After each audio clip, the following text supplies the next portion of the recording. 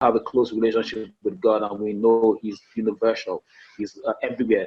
The way you experience God in the States is how we experience God in Nigeria if you are connected with Him. So I always tell every consultant out there, anybody out there building a career, don't take God out of the equation. See Him as the supreme one. He's all over, the globe. He's everywhere. He's everywhere you can think of. He's even out of the globe as well. So I tell every consultant, be in touch with God. My career wouldn't have been possible without having God. And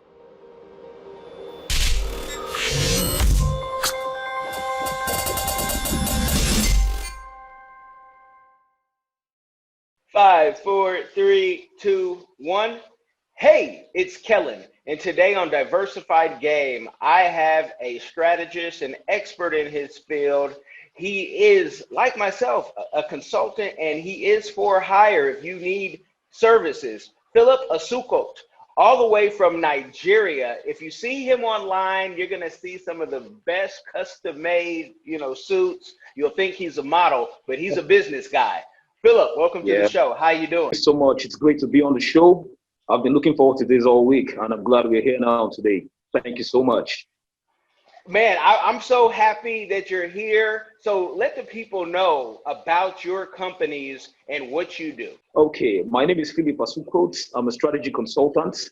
I'm also the lead strategist of the League of African Strategists. Now, the League of African Strategists is a platform I put together 3 years ago. When I started out in strategy consulting, I didn't have so many people that knew about the field.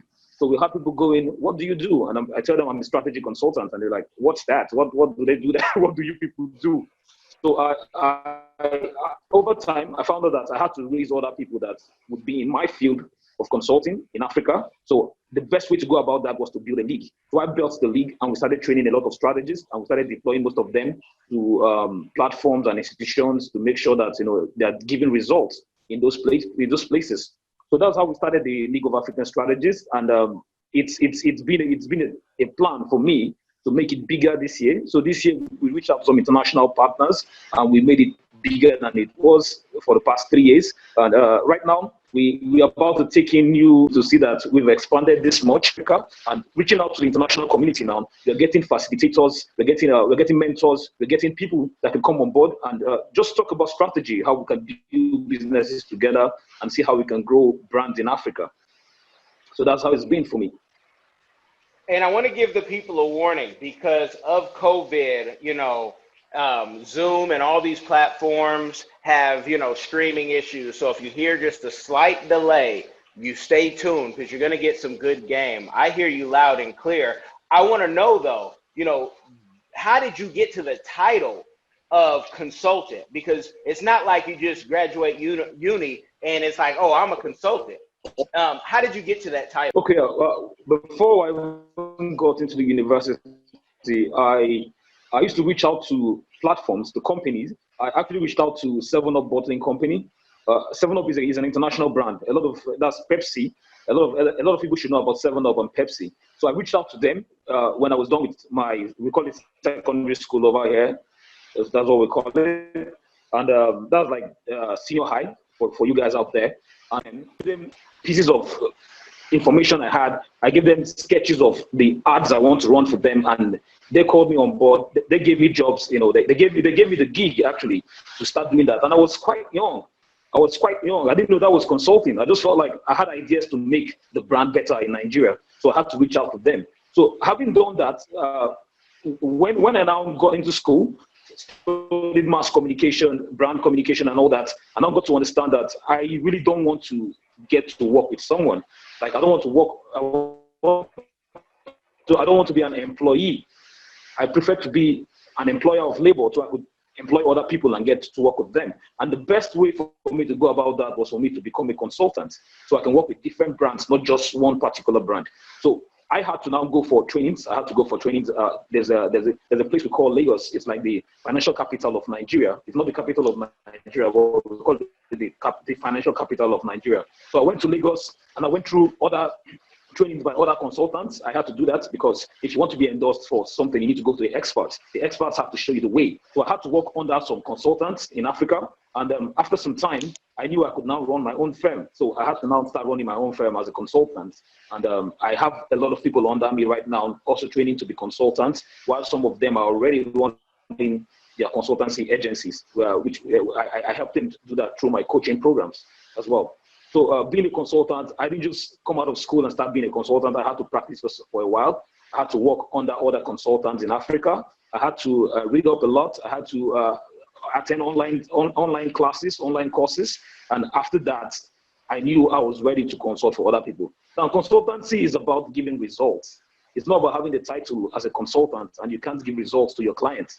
So having seen that I've been giving results and meeting the targets of my clients, it made me realize that, I can do this at the bigger scale.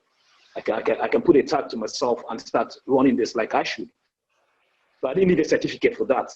My certificate was the results I could give to the brands I consulted for. So that's how I got the tag. And most of them, they were already telling me, Philip, you're my consultant. Whatever I have to do with my business, whatever I have to do with my brand, I'll always come to you because you're my consultant. So before I had that name on me, I had already functioned in that. I had already, like I said, worked under other people as well before I could really come out as a consultant, a brand consultant. What about how much money a year do you spend in conferences and continuing your education? USD, about 5,000 USD, around 5,000 USD roughly. That's annually. I host a lot of trainings. I also get to attend a lot as well because I believe aside from training people, you need to also be trained yourself. So there's always new things to learn in strategy. I reach out to their programs and I have to pay for that most times. For my own trainings as well, people pay for it as well. So aside from the fact that we spend money to get this done, we also make money from it as well. I hope that answers your question. No, it answers my question, and I like people to know that because when you're at your level of consulting, it's not the cheapest option. Hello? And yes. Because I tell people, there's conferences that I want to go to. One particular is about the future. And that conference alone was $15,000. And I said, whoa, my annual budget is like 10. So I'm going to have to save up some money to be able to go to that conference but I said, what could you learn at a conference that's $15,000? I said, I gotta get there. And now COVID's happened. We'll see if they, the next time they have this particular conference. But that's why people have to pay you your rates because you're learning things that would take them 10 years or longer. True. That's true. Yes. So tell the people, because I really want folks to say, wow, besides your suits and the custom-made relationships you have, tell the people like your expertise, where does it range or do you just stay in one lane? Yeah, we actually have ranges, but it depends on what we're doing for the brand. There's some brands that want you to work with them, from the scratch. And the people that already put up their brand and they just want you to help improve certain aspects of their brand. So it depends on what is going to be done for whatever brand we're working for. But if you're asking me about what I spend in a year when it comes to getting knowledge and also hosting the trainings and everything, I already mentioned between $5,000 and $10,000. Yeah, that's what we put in. And I can relate to what you said. About paying something that is an amount that is as much as your annual budget for just a program. I can relate with that because you find out that most platforms that can really teach you these things, they come at a price. Like they're very pricey. And most times when we get this knowledge and aside from the fact that they give you this knowledge, definitely as a consultant, you should know how to go about handling certain things without relying totally on what knowledge you get out there. That's actually what makes you a McCoy. That's what makes you the real deal. You understand? So aside from the fact that we spend this much to get this knowledge and all that, I believe in the strength of research. So most times you spend more money doing business research, even away from just getting training alone. Because training is someone presenting facts from the research or from the knowledge the person has to you. Or research is sort of going behind the scene to get this facts and to get this knowledge so we can apply it to what we do as a business to better brands. You understand? So I spend even more on research, getting information, getting the right people to work with me, to provide what I need, to run as a consultant. Because you know very well that consultancy runs on intelligence. It's what the consultant knows that the client doesn't know that makes the difference. So if whatever the client knows is higher than what the consultant knows, then the consultant should be taking lessons from the clients.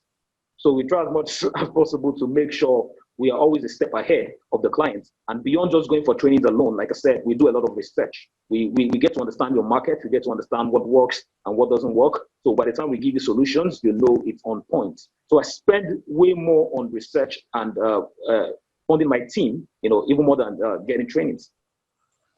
Now, tell me this, because in the States, we find, especially, and I don't know if you have the same issues, but especially Black people, when we're consultants, they sometimes want to put us in a box, or they some certain people, and it's usually other Black people, will think that your price should be lower. I don't have that issue with white counterparts. We actually, our white clients who pay us checks, they pay us because they know how we do business. But for my own people, it's like, you're that much a month and there's, no guarantee. I said, well, there is kind of a guarantee because I want to get your money the next month. And so I'm going to work hard to do what I said on this piece of paper or on this agreement. But do you get that, being a young, vibrant entrepreneur, where people haggle you about your price or try to haggle you about your price?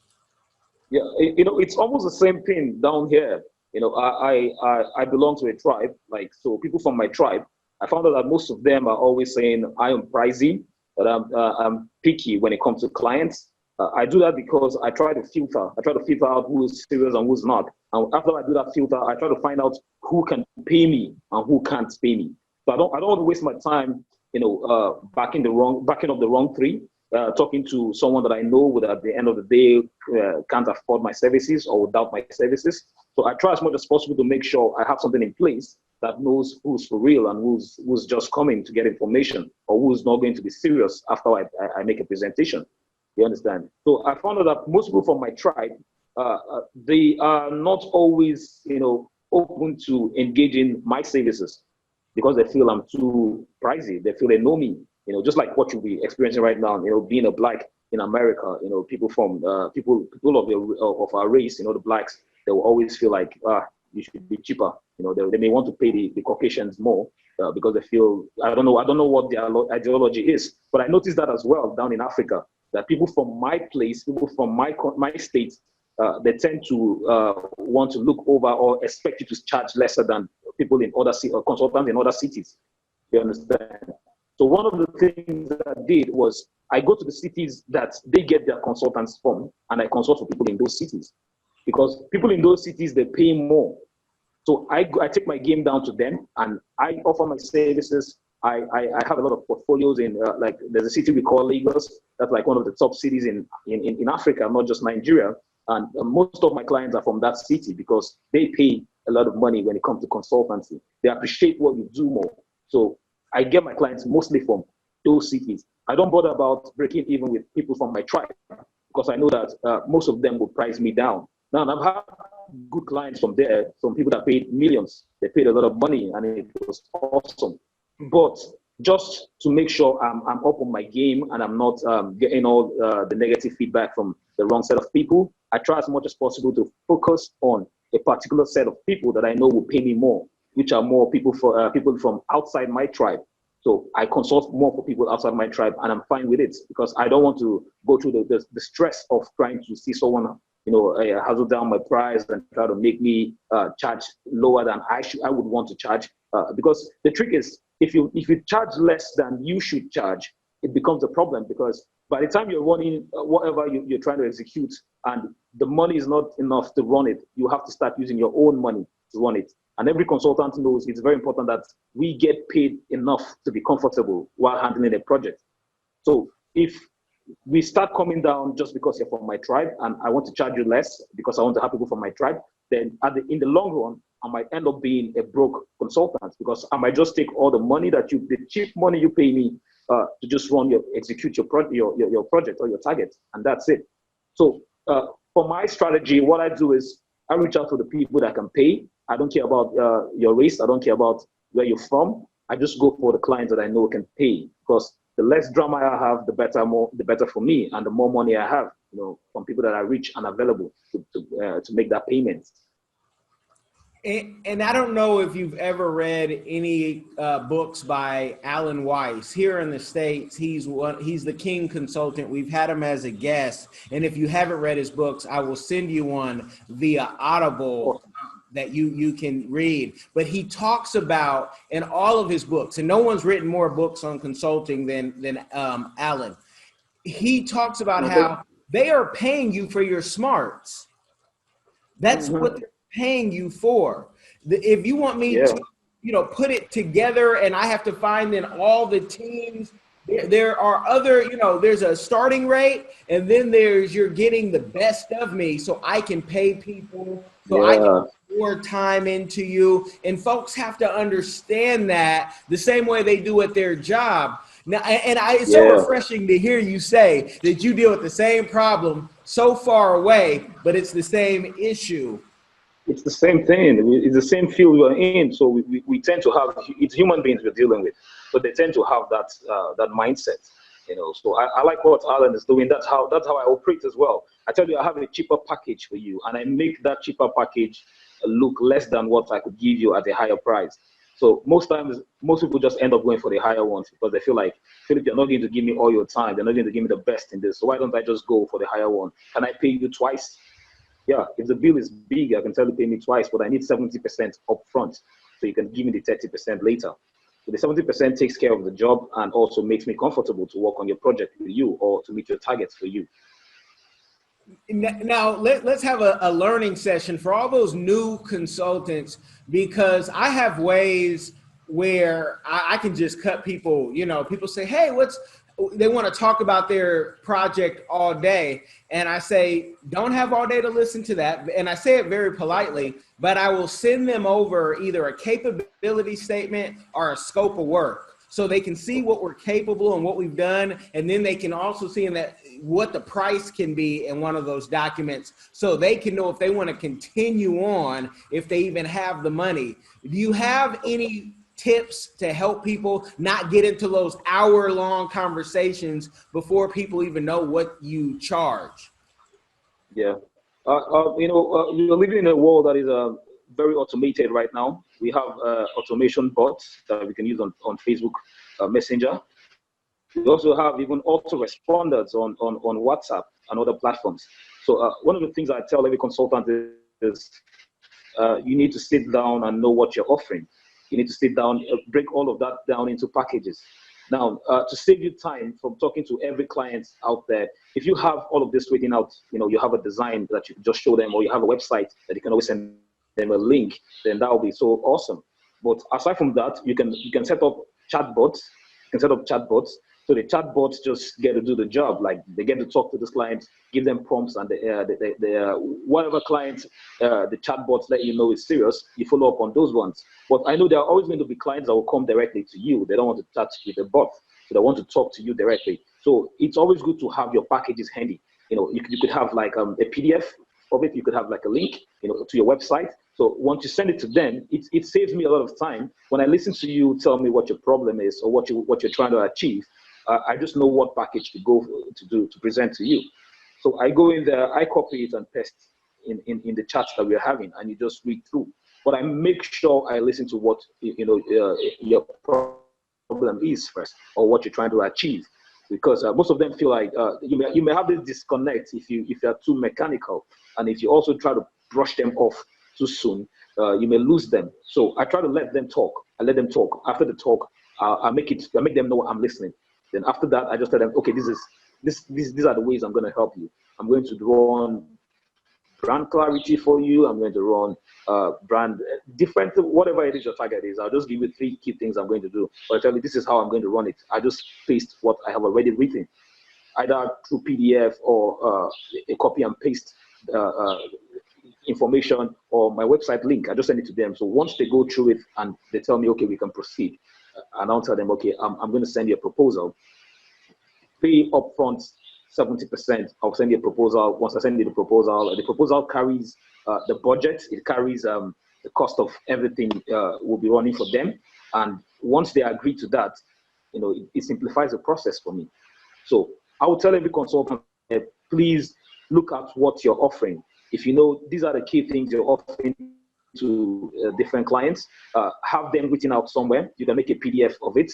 You can have a link of it, or you could just copy the whole text and just save them. I have a keypad that saves copied items. So I just save them. So once I'm having a conversation with a client, let me put you in the place now. If you're having a conversation with a client, don't rush to send your packages to them. Don't be in a haste to do that. Please listen to them first. Get to understand their problems. Even if at the end of the day, you're still going to send them the same thing you want to send them, let's say 10 minutes ago, but just give them time to talk. Give them time to talk. So once they talk, there's this thing that comes, like after you talk, like there's this exhaustion that comes. So after you let them experience that, you can now tell them, okay, now I get your problem. Now this is the solution I have for you. So you just simply copy paste, or like I said, send a PDF or send a link, and let them do the perusal of the document or whatever you send. Let them go through it. Once they are done with it, they now tell you, this is the package I'm going for. If they get to the point that after going through the document, they still want to talk, you should be open to them. You should listen to them. So you get to understand what peculiar needs they have for their brands. And if you could customize your packages to fit into what they want, because at the end of the day, what you're trying to do is to give them solution. And I believe that one size doesn't fit all. Every brand that comes to you, every company that comes to you, they may not have the same problems that you're trying to solve for every other client. So theirs might be peculiar. So that's why you need to actually listen to them. You need to listen to them talk. So if this is something that is within your package, I do that a lot. If what you're telling me is not what I've reflected in my package, I quickly make some edits. I make some edits to find something within that package that you feel this solves my problem. So my tip out there for consultants is make sure you listen to your clients or your potential or your prospective clients. Listen to them, and in as much as you have your documents, whatever it is you've kept as your packages you want to present to them, try to infuse, one or two or three, four things that they tell you from, the briefing they're giving you into that proposal you're going to send to them. So by the time they see that, they'll feel like, oh, my solution is in this package or this other package that you're offering me. So you can take the conversation from there. Now, do you ever do this when people do come with a lowball offer and maybe you really like the business? I've done this only maybe a handful or so, no more than a handful of times. And I'm talking about in making an offer to say, well, since you don't have the money, we would then need to be business partners giving me ownership. And I've maybe had even less than a handful agree to that. Have you ever done that or been, tempted to do that? Tempted. I'm actually on a project right now. I'm building a brand with someone, and that's what she offered. She offered me 10% of the business, and being a consultant, I knew it's a fair deal. It's a fair deal, but I felt I needed more. So I spoke with her, and I told her, I need something more. So she gave me 20% of the business. Yeah, and the beautiful thing, the way I go about that, the beautiful thing about it is that I get a percentage. Fine, that's lovely. But when it comes to executing the tasks that we need, to execute for your brand, for your project, you still have to pay for them. You still have to pay for them. So yes, you're not I love it. For decades, I've been telling my team and people I know, if you're going to do it for that low, you are actually paying for their business. So you should reap the benefits when it wins. It only makes sense. What is your goal with the African League of Strategists? Is it just to be in tune where you can grab people from every country? Or is it bigger? What's the goal? Yeah, it's bigger. You see, we've been running brands in Africa for some time now. And while we're trying to relaunch the League of African Strategists, I came to understand that, we have a lot of big brands from the US. We have a lot of big brands from the UK. We have them all over Africa and in every other part of the world. And that's like really cool. The Chevrolets, all the top brands you could think of. They are global brands. We've come to accept them as global brands. But do we really have African brands that are global? Do you have brands over there in the States that people are using and say, oh, this is from Africa? Do they trust the standard that we could give to them out there? Do they trust our brands? We don't own Facebook. We don't own Zoom. We don't really have platforms that we've built in Africa that we could say, this is being used worldwide. It's not just used by Africans alone. It's being used across the globe. So these things really bothered me, because looking at all the Procter & Gamble, looking at all those platforms while we're working on our rebranding, it just made me, get to this point. I felt like, why don't we start building African brands? I know it's a very big, lofty idea, but we can get that done. You can have an African brand, that is being used in the US, used in the UK, used in Asia, used in other parts of the country. Parts of the globe. So I tasked my team, like, we need to reposition our platform. Besides training people to be experts, to be, to build brands and do all those beautiful things that they could do within Africa, why don't we have something that could, appeal to the globe, just beyond Africa, beyond the shores of Africa? So we repositioned LOAS, that's the League of African Strategists, to start working with people, brands, and experts that are ready to, imbibe the right strategies to build global brands. That, let's say, in the next 5 years, 10 years, we should be able to export brands from Africa that the globe can use, that can be relevant in Africa and be relevant in other continents of the world. So for the League of African Strategists, what we're trying to achieve is to build global African brands, and that's what our focus is. So the training that we train and all of that, all we're doing is the whole thing we're trying to achieve is to see how we can have 5, 10, 15, 20 strong African brands that we can put out there to the globe, and you guys out there get to experience it. People in different parts of the world get to experience it, and they know that the standard is good enough. No, the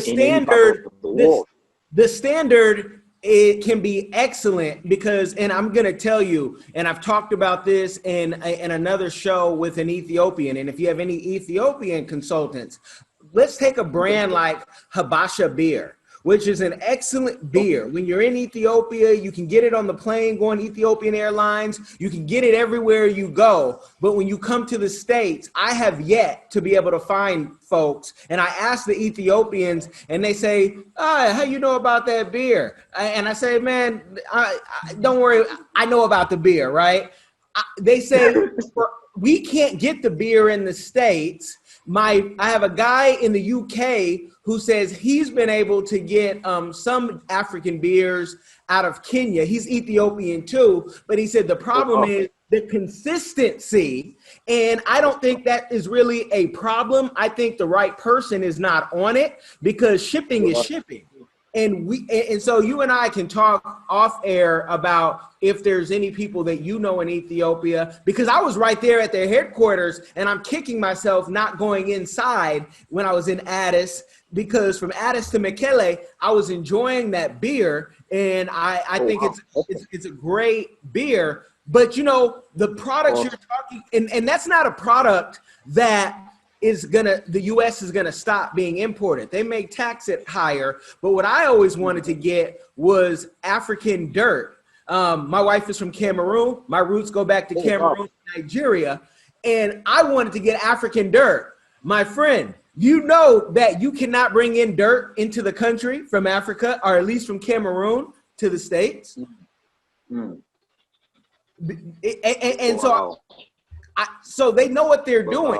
I know that. Yeah.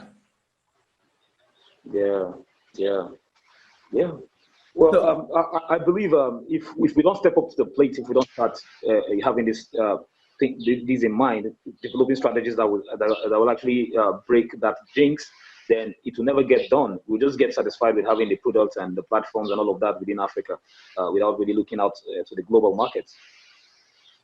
Yes, and you need that global market. So I'm excited to hear that those are the plans. So if not, Africa becomes the dumping ground for a lot of the Chinese goods, the U.S. secondhand goods, And it's like, no, Africa has it. I know people creating in Africa, and their stuff should be here.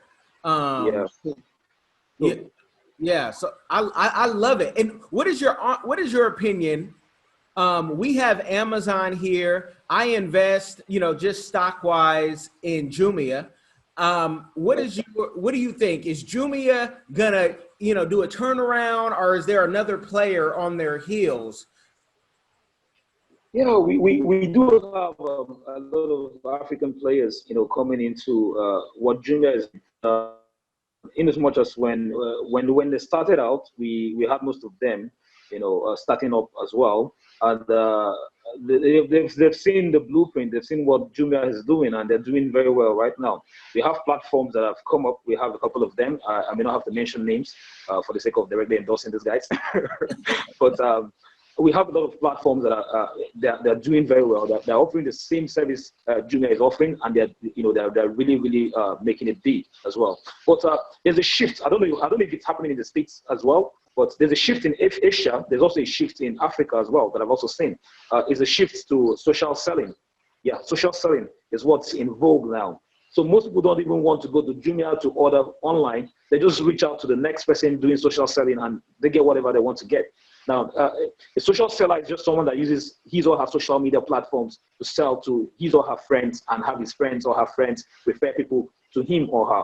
So that's how social selling works. And it works so well in Asia, especially in India. It's been doing very well. And in Africa, it's been kicking up, like, especially with this, the pandemic, the whole COVID-19 lockdown pandemic. It has made a lot of people sell through the social media directly to these consumers, and most of them are just their friends.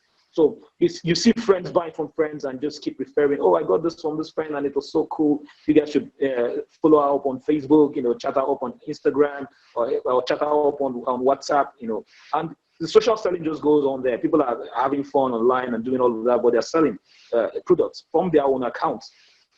Like, I know a lot of persons on Facebook that make millions from just selling items online. Now, these are not stores like Jumia. These are not brick and mortar stores as well. They're actually just selling from their homes. So they order for these things like the face shields and the face masks that a lot of people are buying now. I know entrepreneurs that actually sold it from their homes. So you place your order, they send dispatch guys to bring it to you. They don't even leave the house. They don't leave the house. They send these dispatch guys to you, they bring it to you. And those are actually the guys that are competition for Jumia right now, the likes of Jumia. Those are the guys that are the competitors, the social sellers. Those are the guys that are in the game right now, and they're making mad sales from what they're offering. It gives a new definition where it used to be some people in the States here would use derogatory term when they would say, so my friend, you want to turn me into a buy 'em sell 'em. And now buy 'em sell 'em can make you, money when you don't have a job. So yes. Yeah, it's happening worldwide, and I'm loving it. And what I see is people are able to monetize their life, whatever life and whatever they're into, they can find a way to make money off that, which I just believe in entrepreneurship all the way. Yeah. So it's a beautiful thing. But talking about that and people selling things, I'm surprised you don't have a clothing line. So can we talk about the clothes? And, maybe you have a line and I don't know about it, but you stay stylish. So give me the background on that. Okay. While I was in school, way back when I was in the university, I wanted to have a clothing line. I worked on it for some time, and I had a magazine when I was in school. I had a newspaper as well. So I used my platform to publicize those items. I also had a fashion show when I was in school as well. I had we called it the Nigerian Campus Fashion Show. We had it in different cities. We had models from schools. We had designers from all around Africa coming to showcase their products. So it made me love fashion a lot. And to be honest with you, I've been thinking of going back into fashion. I've been thinking of having a clothing line, and I was laughing because when you said that, I was like, "Oh, you just got into me and thought that I have dreams for this." Yeah, I intend to run a casual, a hip clothing brand. I've been working on it for some time now, and once the time is set, when we have the machines we need, we're going to roll out and start selling. And one of the ways I've been looking at selling quickly is through social selling. So we are currently building a platform that is going to have social sellers from across Africa. So it will be easy for us to sell across Africa. And I'm also looking forward to the globe as well. So we can actually sell something. You know, the internet has made a lot of things very easy for us. And we want to leverage on technology to ensure that we achieve the best we can. So the clothing brands, the platform I want to come up with is going to leverage on technology a lot. So right now we're on the studying. We're looking at how best to go about this. I know Amazon and some platforms there you can send designs to them and they print and deliver anywhere in the world. I'm looking at how we can have such deal with other people that brand in other climes. So it will be easy for us. So right now we're working on the business model, and once it's set, once it's good, definitely I'm going to call you up and I'll let you know that this is ready. This is what I told you about in the interview, and we are ready to run it. So I'm definitely going to hit you up on that. No, definitely. I love it. Here in the States, and I don't know if you've been able to see this online, because it's in very select markets like Seattle and California and New York. People have used white Mzungu. I call them Mzungu, like they do in Swahili, right? People to model the African clothing. And I know many non-Black people who like the African clothing, and they'll say, oh, I'm from Fiji, but I'm wearing this because this is very similar, because at the end of the day, we're all God's people, and one thing comes from another that comes from another. So the African fashion revolution hasn't even blown up like it's going to. True. Yeah, I'm excited about what's going to happen, and that's why we invest in Africa, because I want to be in Africa and have everybody here doing their job. But it's so rich, and I don't know how many African countries you've been to, but let the people know how many African countries you've been to. I know Nigeria probably would be number one. You can't be a Niger. Now, the thing is, I leverage on technology a lot. I leverage on technology a lot. Like I don't joke with technology. I don't joke with the social media. So my presence is felt even when I'm not in that country. I do run trainings with people in that state. I have clients in different African countries. So I may not physically be present in that country, but people know me. I have team members. I have clients. I have associates. I have partners in different African countries.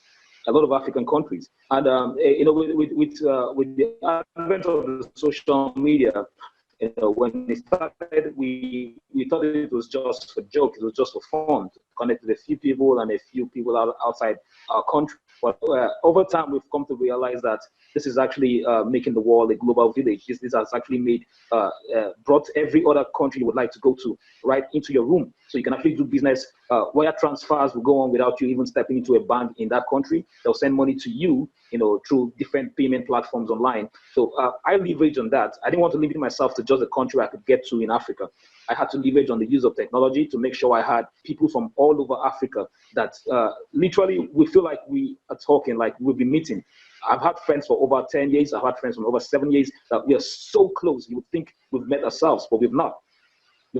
So I wanted to erase the limits that the physical distance could bring on us. So I had to leverage a lot on technology. That's why most people on my platform are from different African countries, and they have this burning zeal for what we do because we've been able to use technology to bring ourselves closer, through interactions, through chats, through video calls, through online project collaborations. You can literally see someone online working on something with you. You can just transfer files to the person and get a lot of things done. I execute strategies in Zambia. I execute strategies in Kenya. I execute strategies in Namibia. Different African countries, about 16 African countries, and most of them have not physically been in those places, but you could go in there and they'll tell you, Philip has family here. Philip has clients here. Philip has friends here. Because with the use of technology, it's been easy for us to connect with these people and to achieve a lot together. So for that question, I would tell people, please don't limit yourself to your physical location. Don't do that. If you do that, then you are living in an old world. We are out of that old world. We don't need to take flights to go to this place or that place. You can actually literally connect with people, get clients, get friends, get family, and even get a spouse. You can get a spouse from other African countries and wherever you are. I have friends in the Philippines. I have friends in, I have a lot of friends in Asia. I have a lot of friends in Asia, and most of them, some of them have been to Nigeria. Most of them have not been into Nigeria, but we are so close. We achieve a lot together, and it's almost as if we live in the same city, we live in the same country, we live in the same climate, you know. So I always tell everyone out there, tourism has gone beyond just boarding a flight and going to the next country. You can board whatever social media platform you want to leverage and achieve a lot with whoever you want to achieve that with in any part of the world. Now, how I could already hear somebody say, well, that sounds good, but how do I meet these people? And the easy answer is to say LinkedIn or Facebook groups.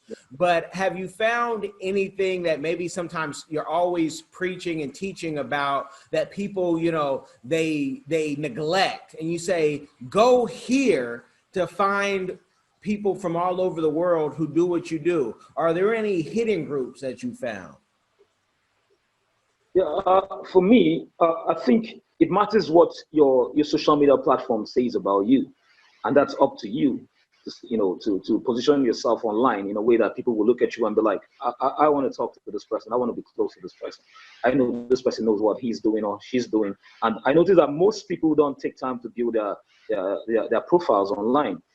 You know, you Google a name and you don't get any search results. And this person is supposed to be doing business with you, and that's a problem. Now you go to the person's Facebook profile and you find out that just a few pictures of some cats and maybe some food and all that, and it's not looking very serious. Now, most people will not connect with you when they don't trust you. And one thing that builds trust is your profile. If your profile looks rich, looks genuine, and you have a lot of good content out there you've been putting out over time, because people are going to go through your newsfeed, they're going to go through your timeline to see what you've been doing. If you've been doing it for some years now, or you're just jumping into this, onto the next, and all of that.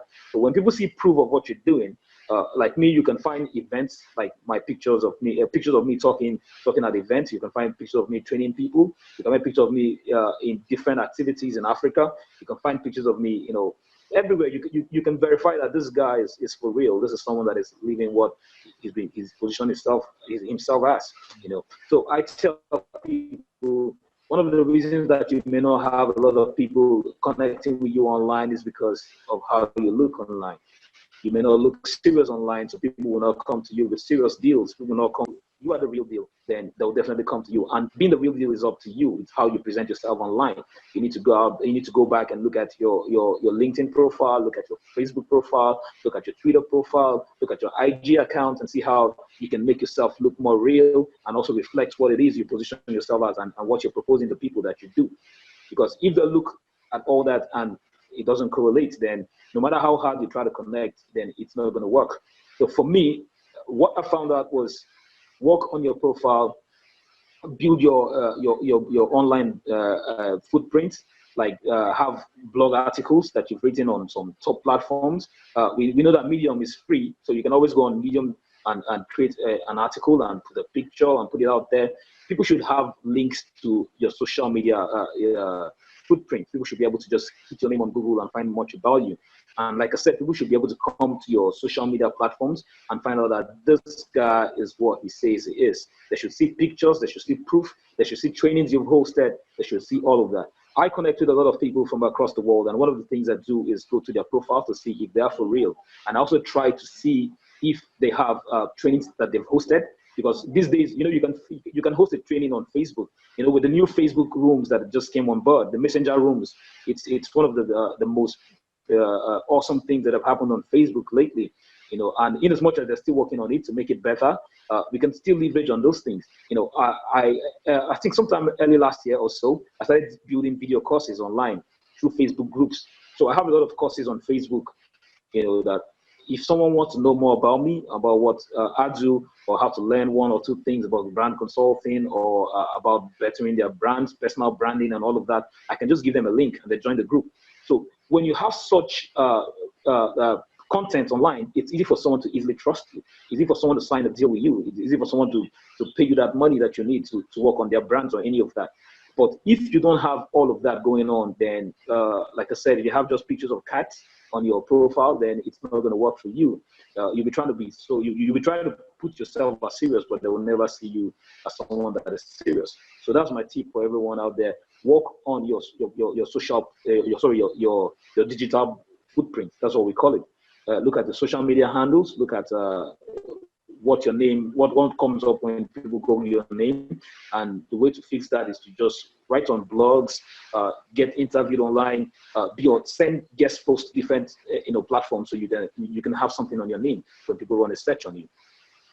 So true. And you can look at Phillips and only bug him if you have real business. Sometimes people will look at what I am saying, and then they'll look at the online platform. It depends which one they look at. But people say, Kellen, you have a style of your own. I say, I am in a whole different zone. I might not be the person you want to follow because I'm in a different lane, but I've put in almost 20 years of work of doing this, and I've done it well. And it wasn't easy, but it was all natural to me. And that I can go to, when I go out, I'm at home now, but when I step out, I'm always dressed in something is custom if I'm wearing it. And whether it's a suit or my African wear, I'm being me and authentic to me. But when I meet millionaires and billionaires, the one thing that I've noticed is they have nothing to prove. And they can come in this I am an African Union shirt, and they can have locks if their hair would lock. Only 6 of them in the States are billionaires. But it also lets me know at what level are you at. Because when I go to swanky events and I'm, just me, I'm always better suited than if I'm trying to be someone else and, putting on airs. And I think people see the confidence in that. So I never even think about it. I'm me. Do you want the services or not? This is what we've done. Everybody goes to the same. Here's our scope of work. Here's our capability statement. Let me know if we can do business. If not, guess what? I got business. Thank God. So it's all good. Plus, I like owning and having other businesses as well. So we have other things going on that I don't even talk about. But tell me this. With all your success, what is your community give back that you are doing or that you want to do in the future?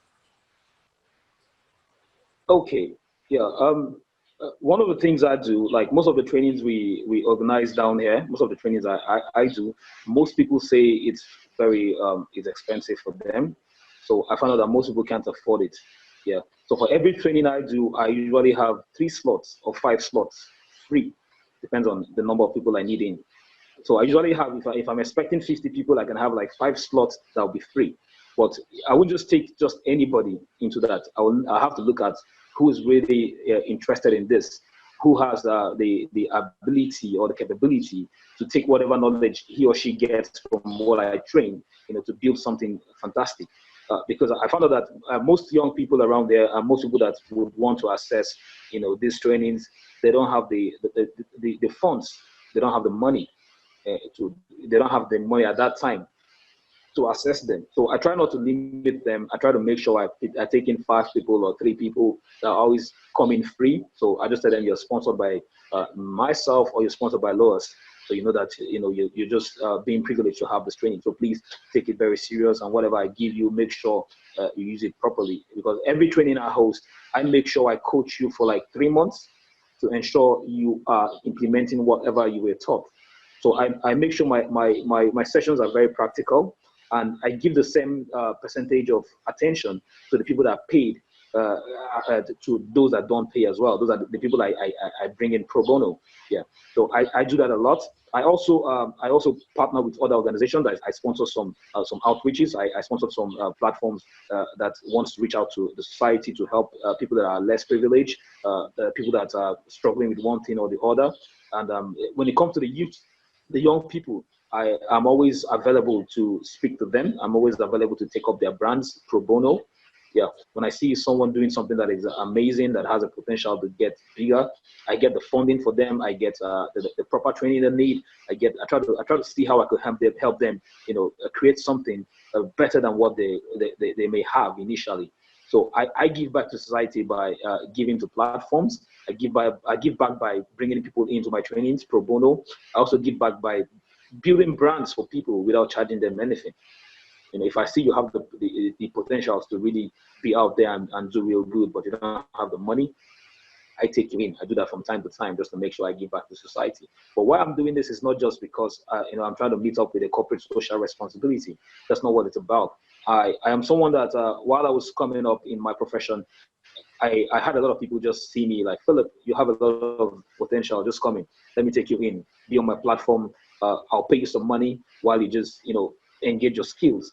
The whole thing was to make me better at what I do and to give me that professional experience. So I got on so many platforms free. I got on so many platforms, people just felt like, Philip, you're good at what you do.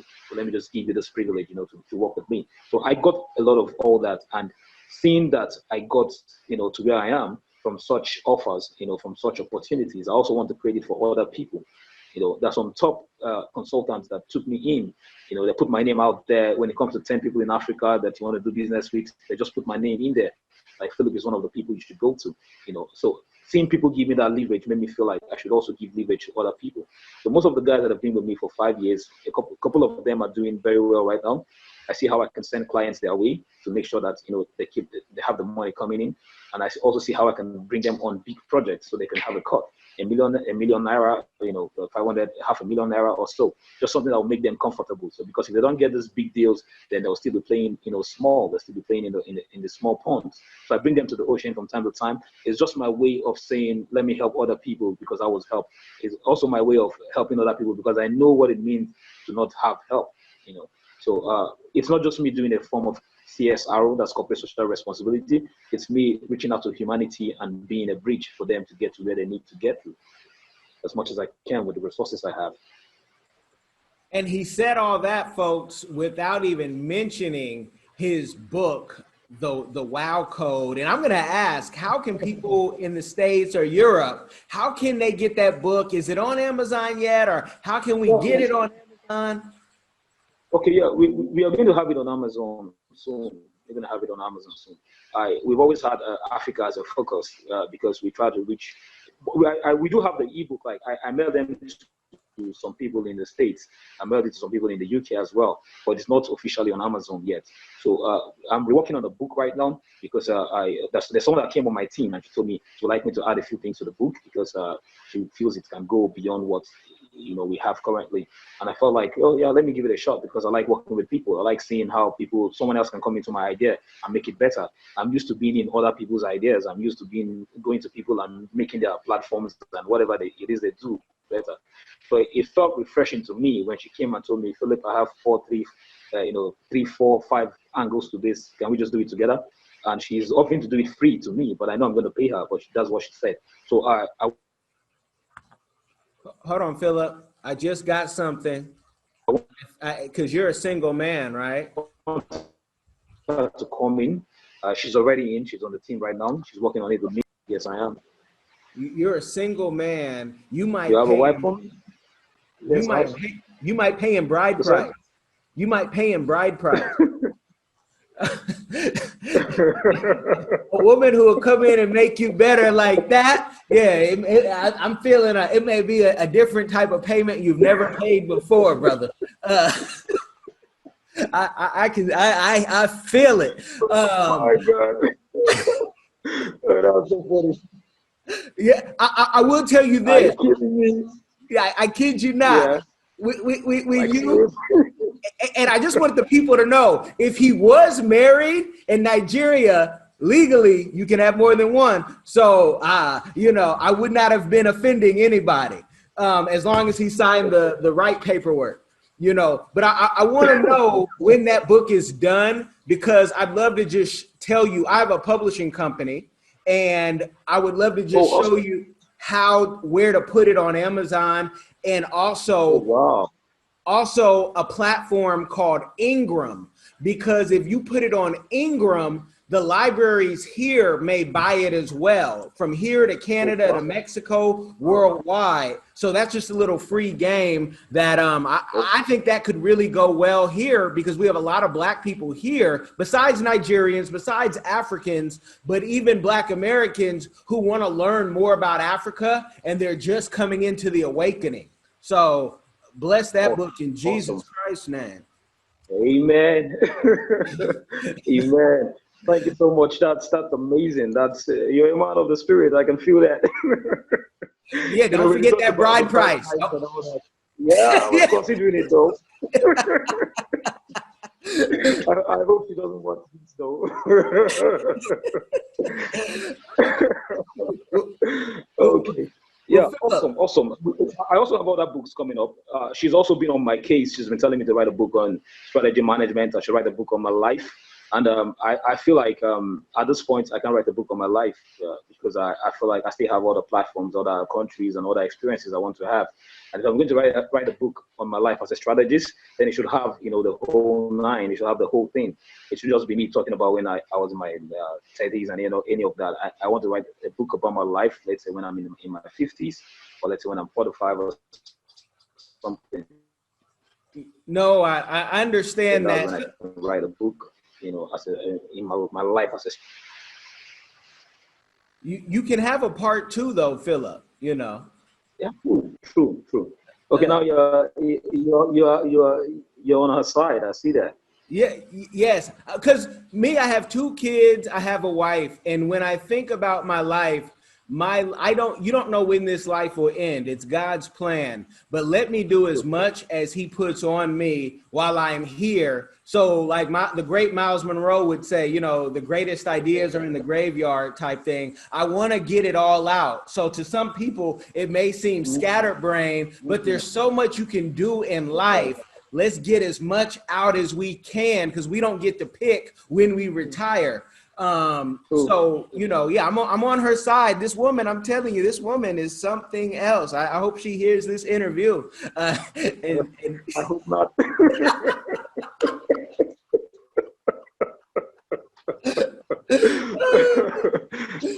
She was just go, that's what she wants. She needs to get on my case. Like, how you talk with someone, the person just brings it up again, like says it like 3 straight times, like, fill up your book. I'm like, how? Like, wait, let me just do this. This is the first time we're reaching out to the globe. We've always been within Africa. This is the first time I've reached out to partners from across the world. I have a couple of great guys, a couple of great strategies in America, that are coming on board the League of African Strategists, because one of the things we want to do is to just make sure we have the right minds, working on these global brands. Now, when it comes to joining LOAS, the League of African Strategists, you don't join as an individual. You join with your brand, or you join with the skills you want to learn. That's the criteria when it comes to joining LOAS. So we try as much as possible to make sure that whoever is on the platform has a brand or an expertise or a skill that the person wants to grow. So we engage with the person based on those 2 things, either a brand or the skill you want to grow. You're not just a member of LOAS because your name is whatever your name is. You're a member of LOAS because you have a brand you want to build that we believe can reach the globe. So you have to start with us. We have to reach out first to people that we could partner with. We have to reach out to brands that would be willing to, strategists and consultants that would be willing to come on board. Like you, I would like to extend, a hand to you to see how you can come on board, to see how you can take some of our members on, some sessions more like related to your field, and whatever you want to share with them, because the idea is to be global brands. We have a lot of mentors, we have a lot of consultants, strategies from Africa already part of us, already doing all of that, but we want to have a global view. So we need to share ideas, we need to look at the things we can do together, how we can expand it better with that global view. So reaching out to, like, you talked about the platforms you can get my book on. This that knows one thing or the other that could bring the difference. So contact, I look out for the right people we could connect with in a way that will make me benefit from you, while you also benefit from us as well. Because I believe it's always a two-way thing. You don't just take, you also give out as well. You see how you can work together, and it works best when you have a mind space. a space you can say, this is where we share ideas, this is where we share strategies. You want to penetrate the African markets, we know how to give you that. Whatever product, whatever brand you have, we can work as a team, we can work as partners, we can work as facilitators for you to make sure you penetrate the African market. You want to get clients down here, we can also do that. We have some very rich Africans, of course. Most of us know that, we have a lot of rich Africans down here as well. Most people have this perception about Africa that we have people living in huts, we have people running around with elephants and all of that, but that's not the case. We have all the choice cars you could think of. We have yachts, we have a lot of luxuries down here. So we have such clientele as well, and we don't mind them getting, consultants from across the world as well. It shouldn't just be from Africa alone. That's what LOAS offers, as a platform. So I just said, let me bring that in because I remember I didn't talk about that when you asked me about LOAS. So I had to keep that in. I'm there for the next meeting. I'm there for the dealings. I love it because I want to have more of a foothold in Africa because we'll be relocating in the next 5 years. And so we'll do like a 6 months on, 6 months off. But once I get to Africa, I never want to leave ever, no matter what country I'm in.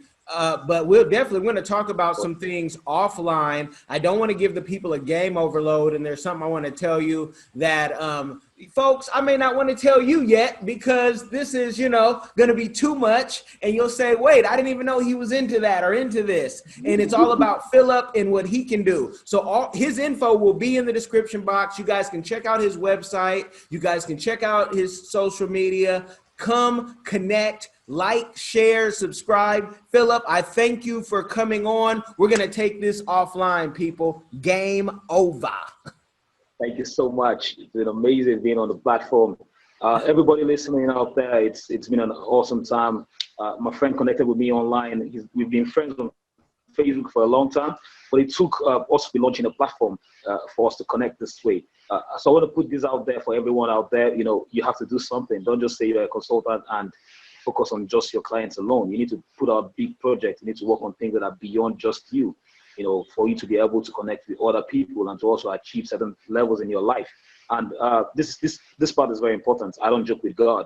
I don't know how other people take God over there in the States, but down here in Africa, we believe in God. We believe in Jesus Christ. Most people say these religions came from all the way from foreign countries to us, but we have a close relationship with God, and we know He's universal. He's everywhere. The way you experience God in the States is how we experience God in Nigeria if you are connected with Him. So I always tell every consultant out there, anybody out there building a career, don't take God out of the equation. See Him as the supreme one. He's all over, the globe. He's everywhere.